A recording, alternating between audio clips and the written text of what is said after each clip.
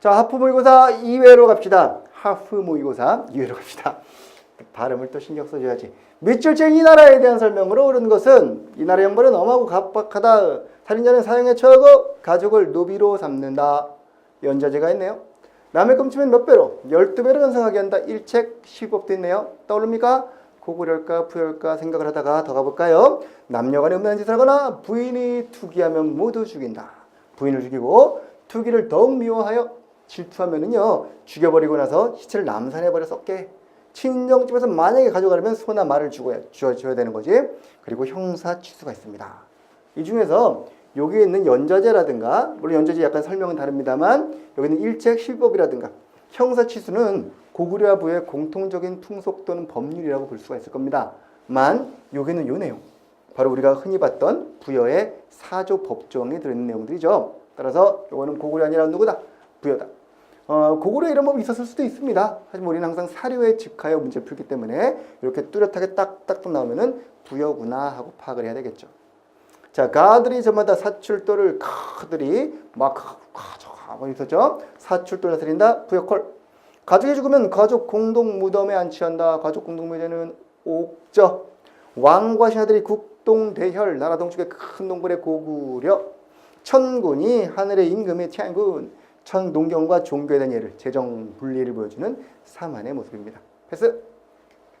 가나다라에 대한 설명으로 옳은 것은 진전사지 3층 석탑 어디 있습니까? 양양. 오케이? 진전사지 3층 석탑은 신라 하대에 만들어진 석탑으로 이중기단의 3층 석탑 양식은 따르고 있습니다만 탑신과 기단부에 각종 조각, 부조가 새겨져 있어가지고 화려함을 보여준다. 석가탑 같은 신라 중대탑보다 규모는 많이 작아졌습니다. 규모도 약간 떨어집니다. 지방색이 들어가기 때문에. 하지만 화려한 모습으로 만들어지는 게 특징이었단다. 1번은 가는 신라 하대에 있었던 그 석탑이고요. 설명해볼까요? 기단과 탑신의 부조로 불상들을 새긴 신라 마을의 석탑이다. 콜. 됐네. 1번이네. 불국사 3층 석탑, 이른바 석가탑이죠. 이중기단의 3층 석탑을 딱 보여준 탑이고, 목조탑의 양식을 모방한 석탑이다. 그럼 뭐가 있을까요? 바로 다에 있는 미륵사지 석탑이죠. 미륵사지 석탑 어디 있습니까? 익산에 있습니다. 익산 미륵사지 석탑에 대한 설명이고요. 미륵사지 석탑. 고려 전기를 대표하는 다각다층탑이다. 고려 전기의 다각다층. 라에 대한 거네. 그죠? 월정사 팔각구층 석탑. 이거 어디 있죠? 평창 오대산에 있습니다. 동계올림픽 오대산. 오케이? 월정사 팔각탑은 그 설명이고, 고려 후기의 원의 석탑 형식을 모방하여 만들었다. 고려 말 원의 라마교의 영향으로 대리석으로 만들면서 화려한 조각이 돋보이는 그 탑의 이름은요, 경천사지 10층 석탑. 본래는 개성이 있었죠. 개성이 있었는데 일본 놈들이 시비가 갔었죠. 가져갔다가 경복궁에 옮겨놨다가 다시 지금 어디에? 국립중앙박물관에 있다. 문화재 순환사로도 잘 나오는 그런 주제이기 때문에 기억하시면 좋겠습니다. 정답은 1번. 탑에 대한 설명들 여러분 사진을 보고도 알면 좋겠습니다. 이렇게 이름을 보고도 알면 좋겠습니다. 항상 연습하셔야 됩니다. 문화재는요. 초코집 보세요. 갈게요. 다음 가족, 막동씨의 가족입니다. 호주 김막동 40세. 호주인가 봐요. 그죠? 생년월일은 1095년생. 나이 많으시네. 1000살이 넘었네요. 그런 분이고요. 10월 10일생이세요. 거주지는 전라도 전주목. 전라도니까 도도도도 고려시대의 11세기의 도, 오도양계 도, 그리고 처가 있고요. 동갑내기 커플이에요. 장남이 있고요. 20세, 21살에 나왔나 그럼? 장녀도 있고 차남도 있습니다. 자, 그리고 재산도 있습니다. 가옥 한 채, 토지 2결, 그리고 논밭 각각 한 채씩입니다. 그 구성은요. 자, 이 가족의 생활상입니다. 호적에 오른 걸 보니까 기본적으로 양인이겠죠. 그죠? 그럴 것 같고, 벼와 보리 이모작을 했을 것이다. 고려시대인데 좀 심하다. 그지? 이거는 이양법이 들어와야 되니까 고려 말 이후에나 가능할 수 있는 모습이죠. 한다고 할지라도 물론 조선기가 돼야 일반화되는 것이고요. 생산량의 10분의 1을 주사로 바칠 것이다. 이건 뭐 늘 원칙입니다. 10분의 1세가 기본이었기 때문에 이 사람은 여기서 나온 생산량의 10분의 1을 세금으로 냈을 것 같아요. 정답 2번. 딸은 재산 상속에서 제외되었다. 고려잖아, 고려. 고려는 아들, 딸 구별 없이 뭐 둘만 낳아 잘 기르죠. 아들, 딸 모두에게 균분 상속합니다. 자, 소유한 토지는 국가로부터 지급받은 구분전이었을 것이다. 구분전 누구한테 주는 건데? 이거는 구분전은 입의 분수를 지키라고 관료의 유가족한테 준 거라 그랬습니다. 아닐 것 같죠? 그죠? 살아계신데 뭐 아닐 것 같고요. 여기서 지금 우리 한번 또 조금만 더 확장시켜 봅시다. 군역을 지는 사람 누가 있나? 군역 지는 사람. 군역 질 것 같고, 군역 지고, 군역을 지지 않고. 구별할 수 있겠죠? 이런 것들. 논 하나, 밭 하나가 있으니까 각각 1결씩이라는 것도 이것도 구별해주면 좋겠고, 수전과 한전을 나누어서 3등전으로 구별했다. 이런 것들. 이런 걸 자꾸 이런 내용을 보시면서 파악하고 가시는 겁니다. 이분은 군역을 짓다면은, 어디에 소속이 되어 있었겠습니까? 주현군이었겠죠. 도에 있으니까요. 개에 살고 있다면 주진군 소속. 도에 사니까 주현군 소속.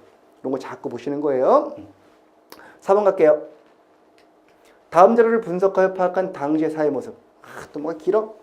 근데 딱 보니까 뭘 물을지 알겠죠? 상속 문제를 물을 것 같습니다. 보니까 노비와 농지를 상속하고 있는데 남자종, 여종 나눠가지고 지금 구별해놨고요. 논과 밭을 나눠서 구별하고 있습니다. 맨 윗칸에 보니 봉사가 있네요. 봉사가 뭐예요? 밑에 써있네. 제사용으로 상속자에게 따로 주는 땅. 그러니까 이거는 제사용으로 따로 떼어놓은 것이고, 기타 장남, 이녀, 삼남, 서자원, 서녀원, 서녀투, 서자투. 순서가 보니까 남녀순이 아니에요. 그죠? 장남, 이녀, 삼남은 나이 순일 것 같고요. 서자는 구별했지만 역시 나이 순으로 남, 여, 여남 구별되어 있고요. 자, 상속을 보니 남녀 간에 별로 차이가 없어. 큰아들, 셋째 아들 별로 차이가 없어. 그죠? 비슷비슷합니다. 논밭도 마찬가지고. 오히려 삼남이 제일 많이, 큰아들보다 많이 받아낸 땅. 이런 것도 볼 수 있고요. 서자, 서녀는 기본적으로 위에 분들과는 차이가 큽니다. 하지만 서자와 서녀 사이에도 큰 차별은 없습니다. 그러니까 요거와 요들에 대한 차이는 있지만 각각의 남녀 간의 차이는 없는 거예요. 이해돼요? 자, 이렇게 돼 있다면 일단 서자는 차별했구나. 적서 차별이 있는 걸로 보아 아마도 15세기 정도 조선시대에 들어가서일 것 같은데, 그러나 기본적으로 봤을 때 남녀 간의 차별이 없는 걸로 보아 아직 성리학적 질서인 가부장적 질서는 만들어지기 전이었구나 라고 선지를 보기 전에 이미 유추할 수가 있죠. 물론 문제 그렇게 보면 시간 걸리니까 안 됩니다. 선지부터 보시는 거지만 이런 걸 좀 파악해 보시라는 얘기예요. 대략적으로 봤을 때 이거는 15세기쯤 것 같아요. 15세기쯤에 재산 분배 기록 혹은 16세기 정도까지 나올 수 있을 것 같습니다. 자, 적자 수자 차별이 엄격했다. 엄격해요? 엄격하죠. 그죠? 노비도 재산으로 상속되었다. 노비도 보니까 상속에 들어가 있는 겁니다. 좋아요. 장남에게 특별히 많은 재산을 주었다. 어디 그래 안 그렇잖아. 장남도 이녀 삼남과 비스무리하잖아. 봉사가 따로 있는 걸로 보아 장자 봉사가 아니라 윤회 봉사일 수 있겠죠. 성리학적 윤리가 아직 보편하지 않았기 때문에 아직은 이와 같은 남녀 간의 차별이 없는 것입니다. 라고 볼 수 있으므로 정답 몇 번? 4번 되겠다. 됐어요? 자, 5번입니다. 다음 농법에 대한 설명으로 옳지 않은 것은 무슨 법이 이거? 이양법이죠, 이양법. 물이 있는 곳을 택하여 미리 기르고. 세종실록인데 세종실록 때 이미 뭐라고 그랬어? 유래가 이미 오래되었다 그랬어요. 고려 때 이미 들어왔거든요. 그죠? 하지만 이때는 아직 보편되지 않았고 오히려 봄 가뭄 때문에 금지하는 경우도 있었다. 두 번째, 이것을 하는 것은 세 가지 이유가 있는데 이와 같은 장점들이 있구나라고 무슨 책에서 임원경제지 누가 썼을까? 서유구, 19세기 순조 때 서유구가 쓴 임원경제지 농촌백과사전. 조선 후기에 이양법의 장점을 얘기하고 있는 겁니다. 자, 이양법이에요. 이양법은 조선 전개도 있었습니다만 후기에 보편화된다. 전개는 금지하고자 했고 후기에는 이렇게 장점을 얘기하면서 보급하고자 했단 말이야. 신속의 농가집성이라든가 이런 책들에서 이미 그 소개가 되고 있습니다. 벼벌이 이모작이 가능했을 것이다. 그렇죠. 이양법은 옮겨신기 때문에 이모작 가능. 일부 농민들은 광작, 노동력이 절감됐기 때문에 더 많은 면적을 경작할 수 있을 것입니다. 수확량을 증대시키고, 그렇죠. 솎아내면서 좋은 것만 기르니까 증대가 됐을 것이고 노동력이 절감됐을 것이고, 소작류의 형태가 타조에서 도조로 바뀌게 되었다. 이양법 때문에? 그건 아니죠. 이양법과 관련은 없는 거죠. 이건 같은 시기 후기의 상황은 맞습니다만 이양법 때문에 이게 가능할 리가. 그럼 이때도 그랬어야 되는데 아닌 거지. 이거는 타조에서 도조로 가는 거는 조선 후기에 수작쟁이라든가 농민들의 권익이 올라가면서 혹은 생산성이 웬만큼 도달했기 때문에 도조로 받아도 괜찮았기 때문에 지주들이 이 방식을 택한 것뿐이지 이양법의 직접적인 결과라고 볼 수는 없습니다. 이거는 이해되십니까? 무슨 말인지? 조선 후기의 시기적인 문제로 나올 수 있겠습니다만 이양법이 확산되었던 시기에 이런 모습이 있었다. 맞는 설명이에요. 하지만 이양법 때문에 이게 나왔다? 이건 인과관계가 없습니다. 인과관계를 묻는 거기 때문에 4번은 될 수가 없어요. 정답은 4번. 자, 6번 갑니다. 다음 글을 발표한 세력을 묻고 있다. 우리가 의를 들어 여기에 이름은 둥둥둥둥 많이 보던 사리요. 우리가 의를 들어 창의하여 여기에 쓰면 백성을 구하기 위하여 안으로는 탐악한 관리의 머리를 베고 반봉건 밖으로는 횡포한 강직의불을 쫓아버리고 반외세 반봉건 반외세로 양반과 부옥에 고통받고 있는 백성들과 방백 관찰사와 수령 밑에서 굴욕받고 있는 소리들 아전들은 모두 일어나자 그러면서 지금 양반 이들을 다 비판하면서 민중들을 모으고 있어. 많이 보던 사례죠? 이 사례는 통으로 외워둡시다. 이 뭐예요? 동학 농민 운동 때의 봉기 경문이었죠. 고부분계 경문이었습니다. 그 글을 발표한 세력은 농민들, 동학 농민들입니다.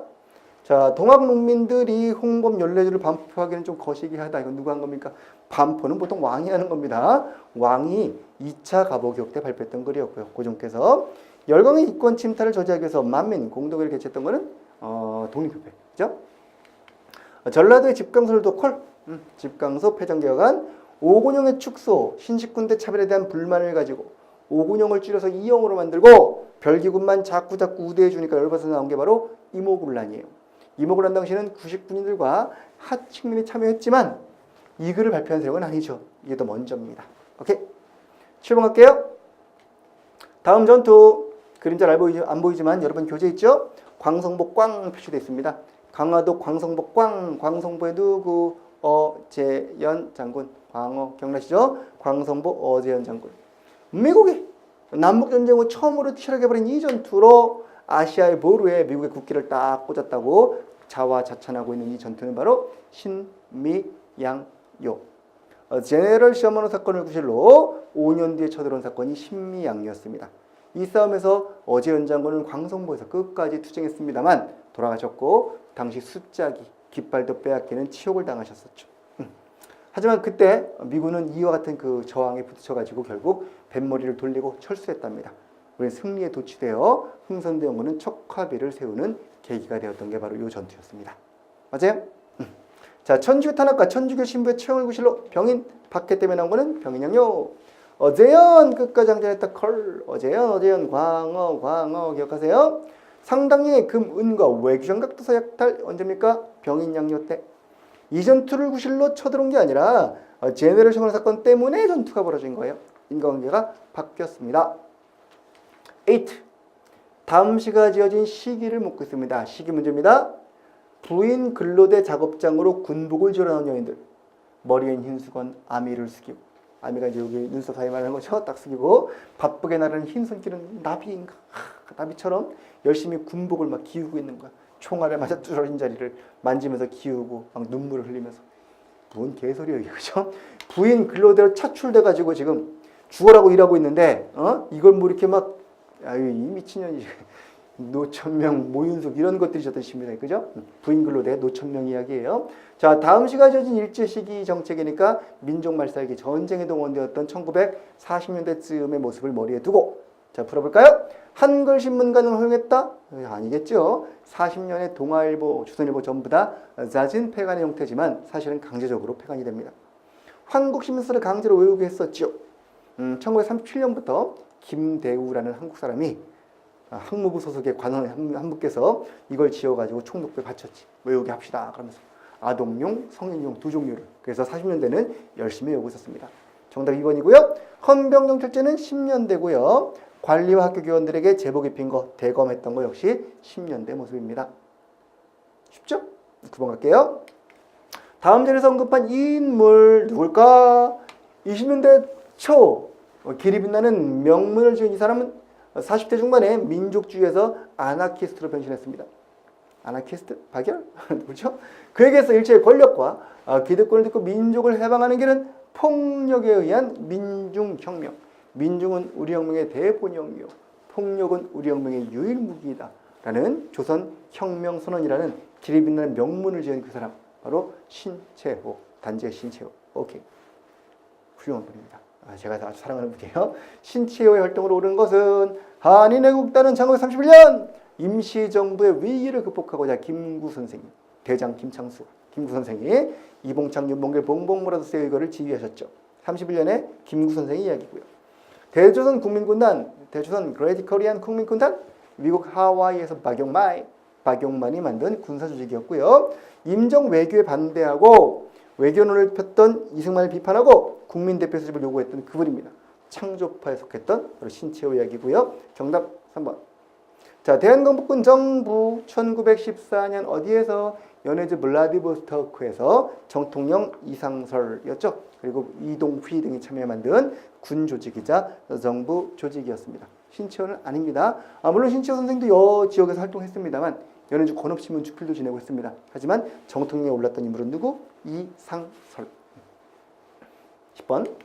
다음 지역 관련한 설명으로 옳은 것은 당사국 중 어느 한 나라가 정치독립 또는 안전이 무력 공격으로 위협을 받을 경우 당사국이 인정할 때는 언제든지 서로 간에 협의할 수 있단 말이에요. 두 나라가 협의를 맺고 그중 하나가 이렇게 위험해지면은 서로 당사국끼리 협의해가지고 도와줄 수 있다는 겁니다. 그죠? 상호적 합의에서 미합중국의 육군 해군 공군을 대한민국 영토 내와 부근에 배치할 수 있다는 거야. 우리가 허락할 것이고 미국은 수락할 것이고. 무슨 소리인지 모르겠어. 우리는 그래요 와서 좋습니다 하고 허락을 하면 그들은 오케이 하고 수락해 주는 겁니다. 그래서 당사국이 바로 미국과 대한민국을 파악할 수 있겠죠. 미국과 대한민국은 약속을 통하여 서로 간에 도와주기로 하고 미국의 육해 공군을 우리나라 영토와 부근에 배치할 수 있게 허락해 준 겁니다. 쉽게 말하면 주한 미군. 자, 본조약은 무기한으로 유효하다. 기한이 없어요. 다만 둘 중 한 나라가 통고하고 1년이 지나면은 해지할 수 있습니다. 그러니까 우리 주한미군 필요 없다. 미국한테 통과한 다음에 1년 지나면은 돌아가야 되는 거예요. 혹은 미국이 더 이상 주기 싫다 하고 1년 뒤에 그냥 뺄 수도 있는 겁니다. 하지만 우리는 서로 간에 그런 적이 없었죠. 서로 간에 어떤 합의가 있었는지 모르겠습니다만 여태까지도 주한미군은 남아있는 것이고 우리를 이렇게 열심히 위협으로부터 지켜주고 있는 것이죠. 미사일을 통해서, 군대를 통해서. 더 많이 들 텐데, 그죠? 서로 간에 참 돈도 들고 힘도 드는 일인데 열심히 하고 있습니다. 세계 평화를 위하여. 자, 이 조약 혹시 뭔지 알겠습니까? 우리나라의 주한미군을 주둔할 수 있게 만든 이 조약은 바로 한국과 미국이 서로 간에 호상 간에 상호 간에 방위할 수 있다는 조약. 한미 상호 방위 조약. 1953년 7월 27일 휴전협정이 체결됩니다. 6.25 끝났습니다. 끝났지만 종전이 아닌 휴전이었습니다. 쉬는 거기 때문에 언제 다시 후반전이 재개될지 모른단 말이야. 그 위험 속에서 우리나라는 주한미군이 꼭 필요했어요. 그래서 그해 10월 협정이 끝나고 10월 달에 한미상호 방위조약을 통해서 우리나라에 미군이 들어올 수 있게 허락을 했고요. 그들은 수락해 주었습니다. 그리고 그 비용을 우리가 또 부담도 하고 이러면서 서로 간에 자꾸 관계를 맺어가고 있는 중이에요. 이 조약은 언제 맺은 거라고요? 6.25 휴전협정 직후에 맺은 겁니다. 자, 가볼게요. 답은 1번이에요. 자, 미국의 브라운 각서가 뭘까? 베트남 파병에 대해서 미국이 군사 지원, 재정 지원을 해주겠다는 약속, 그리고 베트남의 전후복구 사업에 한국을 참여시키겠다는 약속을 통해서 한국군의 파병을 유도했던 각서가 바로 미국의 브라운 각서입니다. 미 군정청과 대한민국 임정 사이에 한 게 아니라 정부들이 53년 대한민국과 미국 사이에 한 겁니다. 6.25 전쟁이 일어나자 미국이 군사전을 결정한 근거가 되었다. 뭔 소리야? 6.25의 결과로 나온 거라니까. 정답은 1번인 것이죠. 한미상호방위조약 사료 한번 눈으로 익혀두시고 지나가면 좋겠습니다. 오케이, 2회 여기까지 마무리.